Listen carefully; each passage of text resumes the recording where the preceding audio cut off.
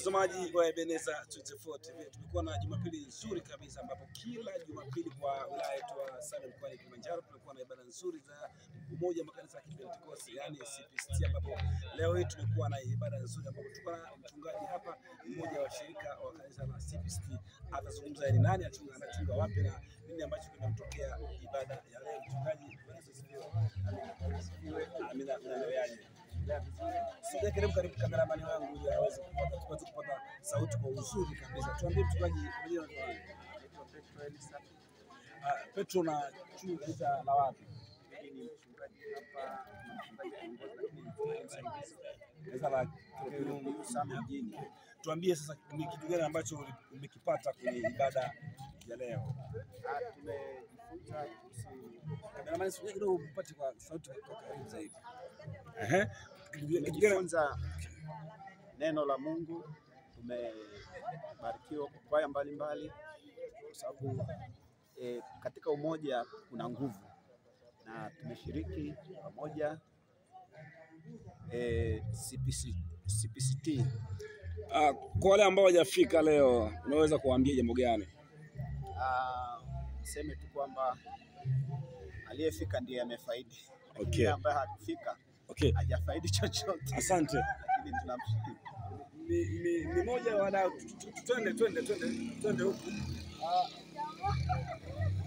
Naona hapa ni moja wa wadau na washirika wa makanisa ya Kipentekoste CPCT, ambapo tutakuwa na nafasi ya kuzungumza chache. Mpendwa mtazamaji wetu wa Ebeneza 24 TV, tuko na mmoja wa wachungaji. Bwana asifiwe. Amina, Bwana asifiwe sana. Tuko na watazamaji wetu ndani na nje ya Tanzania.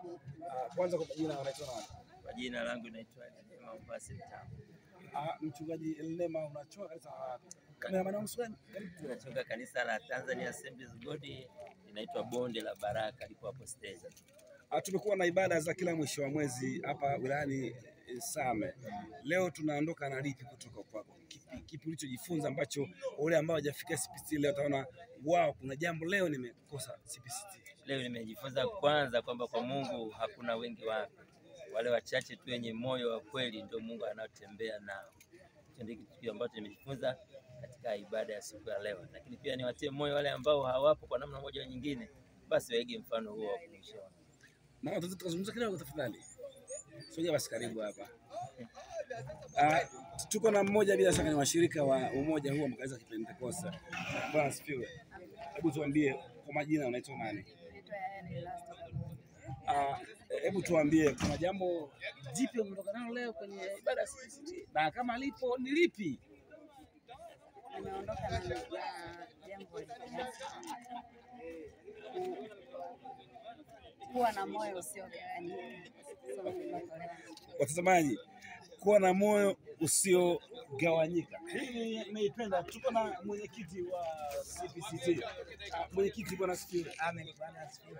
Kwa majina unaitwa nani? Mimi majina naitwa Amani Mbeme, mchungaji wa kanisa la Tanzania Assemblies of God hapa Same mjini. Tumekuwa tukizoea misemo yako ambayo hairudiwi, kila siku ni mipya. Tumekuwa tukisikia kula kwa jirani, alafu kula kwa jirani sio kwamba hupiki, ni kwa sababu tunatazama mahusiano. Sasa leo tunaondoka na lipi? Leo kama somo lilivyokuwa limefundisha kwamba ili uweze kufahamika mahali popote lazima ufanye jambo, uweke alama ndio unaweza ukafahamika. Kama huna alama ni rahisi kusahaulika. Okay, nini ambacho unawaambia wale ambao hawajafika siku ya leo na ni washirika wa umoja huu? Kwa kweli niseme wamekosa jambo la msingi sana, mafundisho ya msingi sana, lakini hawajachelewa kwa sababu ibada zetu zinaendelea na Mungu kila siku anayo mambo mapya, watapata kwa sehemu yao kwa ibada inayokuja. Okay, asante. Bado tuko waburudishaji, waimbaji, watumishi wa Mungu kupitia nyimbo, na anaweza kuzungumza machache. Bwana asifiwe. Hebu tuambie unaitwa nani? Naitwa Yese. Asante. Yese, kwenye kwaya wewe ni mchungaji kwenye kwaya. Tuanzie hapo mwalimu. Ni changamoto gani kutana nazo wakati wa kuwafundisha, kumtoa mtu kwenye hajui hadi kufikia anafahamu kitu? changamoto gani unazo katikati, ambapo wanaokutazama sasa, kama ana changamoto hiyo anajua tunatafuta mwalimu Yese, changamoto yangu itakuwa imekwisha? Changamoto zipo kwa mtu ambaye ndio anaanza, kwa sababu kwanza hajiamini kwamba anaweza. Kwa hiyo ni changamoto hiyo unatakiwa uchukuliane naye bila kumkatisha tamaa na kumweleza kwamba unaweza, kwa sababu hakuna aliyeanza au mtoto mdogo ameanza kuzaliwa na kutembea. Ni lazima uzuie mazoezi vizuri, usikose mazoezi, ili ya kwamba kufikia hatua ambayo unafikia hitimisho la kufanya vizuri kama wengine. Nimekufahamu toka muda mrefu kama mwalimu wa kwa siku nyingi, na wanasema kwamba ukimwona nyani mzee juu amekwepa mishale mingi. Wakati tunaendelea interview yetu sasa, nini ambacho unawaambia wale ambao wanatamani kuimba lakini sauti zao hazieleweki? Unaweza kuwaambia kitu gani? Asiyejua anaweza akajua, lakini wengine wana tatizo la sauti, kwamba akikaa na sauti ya kwanza ataimba sauti ya kwanza, ikikaa na sauti ya 4 anaimba sauti ya 4. Unafikiri kwamba unaweza kuwa mwarobaini wa mwanafunzi huyo? Sio mimi tu, walimu wapo wengi wanaweza kutengeneza sauti. Kwamba hakuna mtu ambaye hajui kuimba, ila kama mtu hujui kuimba na unaona kwamba sauti yangu ni hiyo hiyo moja, akikaa na inabadilika, utakapokaa na mwalimu, wala sio mimi tu au mwalimu mwingine tu ambao utakayemuona kwamba huyo anaweza akanitoa hapa kanipeleka mahali, sauti yako inatengenezwa. Unapewa sauti ya uimbaji, si sauti ya kwako tena. Unapewa sauti ya uimbaji, na ukishafanya hayo mazoezi, basi baadaye utakuwa ni mzuri wa kutambua sauti yako na kuisimamia.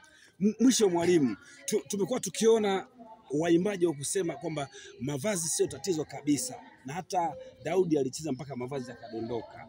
Kwako hii ikoje issue ya mavazi? Mavazi kivipi? Maanisha kwamba labda kuvaa sketi fupi na mtu anaimba vizuri, iko ikoje? Hiyo mimi naipiga vita, kwa sababu kwanza hata kwa yangu sikubaliani nayo.